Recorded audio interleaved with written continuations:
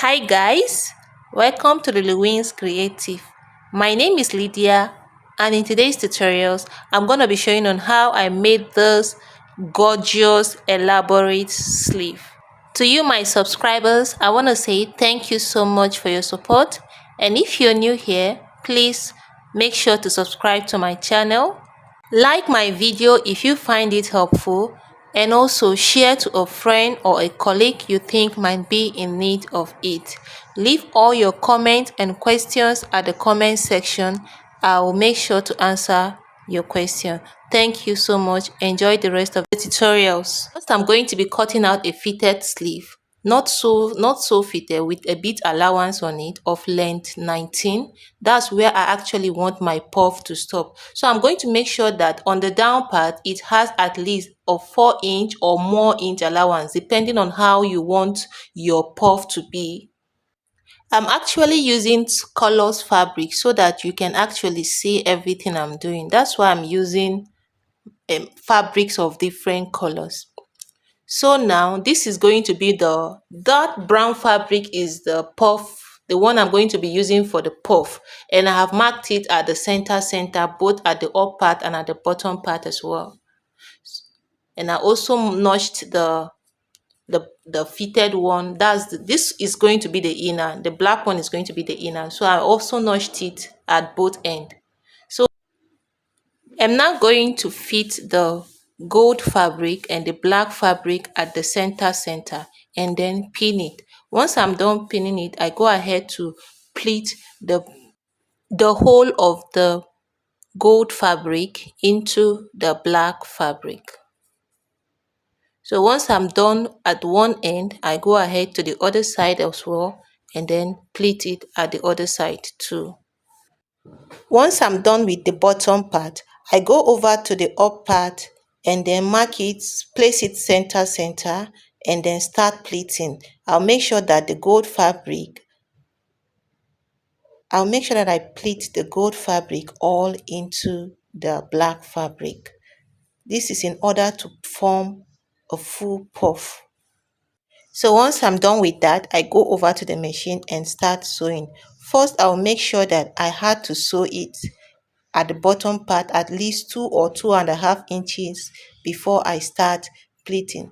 This is in order to make sure that my puff is not wasted at the inner arm. And I'm still going to sew it side by side, and you know it's going to take fabric as well. So that's why I'm not putting pleats at the side. I'm taking 2 inch more.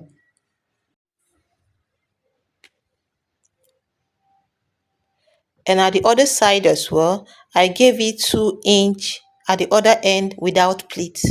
Once I'm done with the bottom part, I go over to the up part and start pleating as well. But I'm going to be even with the pleating so that the pleats spread. This is because I don't want the puff to be concentrated at one side. I want it to be all over the sleeve. When I get towards the armhole side, I'm going to straighten it and then sew it without pleats.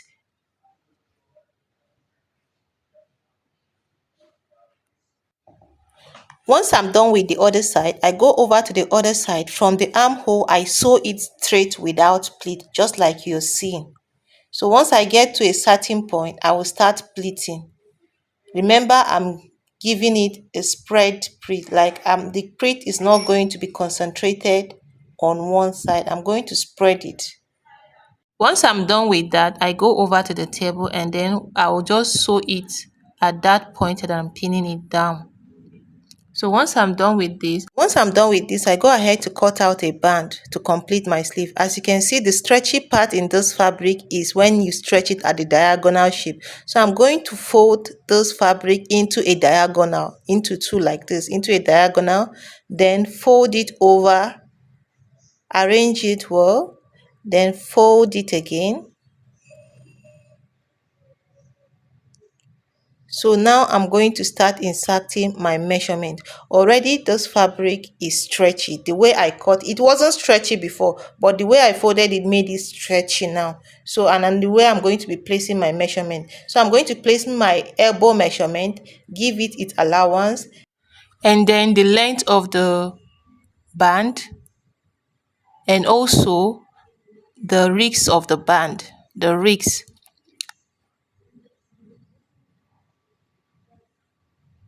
This is the rigs of the band. Once I'm done with this, I'm now going to connect those 2 points and then cut out my band from this.